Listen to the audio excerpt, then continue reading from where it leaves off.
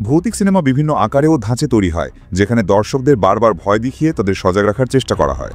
গত ২০ বছরে এই ঘরানার ব্যাপক প্রসার ঘটেছে, কারণ নির্মাতারা আধুনিক দর্শকদের গভীরতম ভয়গুলোকে সামনে এনে নানা ভয়ঙ্কর উপায়ে ফুটিয়ে তুলেছেন। উপরন্তু অসংখ্য স্বাধীন পরিচালক এ ধারায় কাজ শুরু করায় দর্শকদের সামনে এখন ভৌতিক সিনেমার অফুরন্ত ভাণ্ডার হাজির।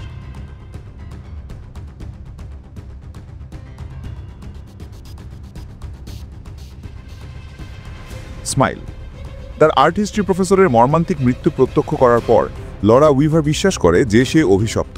কয়েক সপ্তাহ ধরে সে এক অদৃশ্য সত্তার দ্বারা আক্রান্ত হয়, যা হাস্যোজ্জ্বল মানুষের রূপ নেয় এবং পরে ভয়াবহভাবে আত্মহত্যা করে।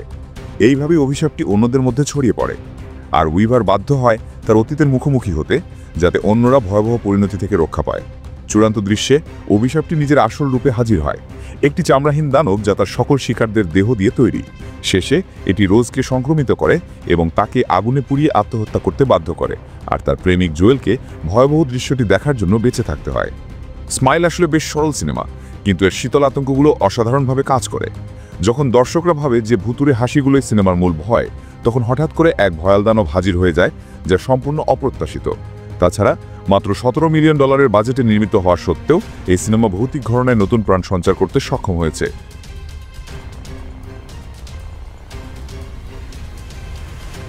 The mist.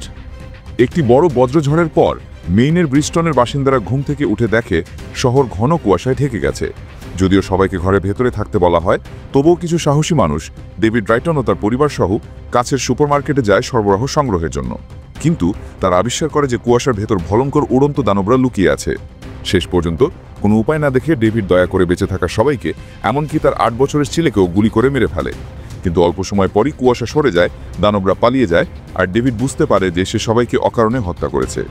বাহ্যিকভাবে দ্য মিস্ট অন্য স্টিফেন কিং অভিযোজনের মধ্যে মনে হলেও এর সমাপ্তি সিনেমাটিকে অনন্য করেছে। ভয়ঙ্কর দানবরা দর্শকদের আতঙ্কিত করলেও ডেভিডের কান্না ও ভেঙে পড়া দৃশ্য মানসিকভাবে আরও তীব্র আঘাত আনে। তাই দ্য মিস্ট এক ধরনের মহাপ্রলয় নির্ভর নাটক, যা প্রত্যাশার চেয়ে বেশি দর্শকদের মানসিকভাবে নাড়া দেয়।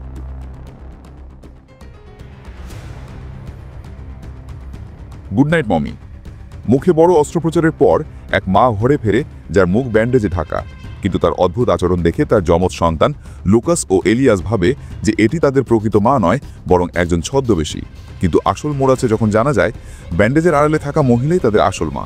আসলে লুকাস বহু আগে মারা গেছে, আর এলিয়াস সবসময় তার বিভ্রম দেখছেন। শেষ পর্যন্ত এলিয়াস বাড়িতে আগুন ধরিয়ে দেয়, যাতে তারা সবাই একসাথে হতে পারে। গুডনাইট মমি আধুনিক ভৌতিক সিনেমার চমৎকার উদাহরণ। এটি প্রচলিত ভৌতিক উপাদানগুলো ধরে রাখলেও শোক ও মানসিক ভাঙনের ভয়াবহ দিকও তুলে ধরে। সিনেমাটির চমকপ্রদ সমাপ্তি এমনভাবে দেখানো হয় যে দর্শকদের প্রায়ই মনে হয়, কেন আগে সেটা টের পাওয়া গেল না। অল্প কয়েকজন চরিত্র আর একটিমাত্র লোকেশন ব্যবহার করেও এই সিনেমা প্রমাণ করেছে যে কখনো কখনো কম উপাদানই বেশি কার্যকরী ভয়ের জন্ম হয়। ইট ফলোজ। হিউ নামের এক ছেলের সাথে এক রাত কাটানোর পর যে নামের এক তরুণীকে একটি অভিশপ্ত সত্তা অনুসরণ করতে থাকে। এই সত্তাটি নানা রূপ নিতে পারে, কিন্তু শুধুমাত্র জেই তাকে দেখতে পায়। যদি এটি জেকে ধরে ফেলে তবে সে মারা যাবে এবং অভিশাপটি পরবর্তী ভুক্তভোগীর কাছে চলে যাবে। ভাগ্যবশত জের কয়েকজন বন্ধু ও তার প্রেমিক পল তাকে সাহায্য করে।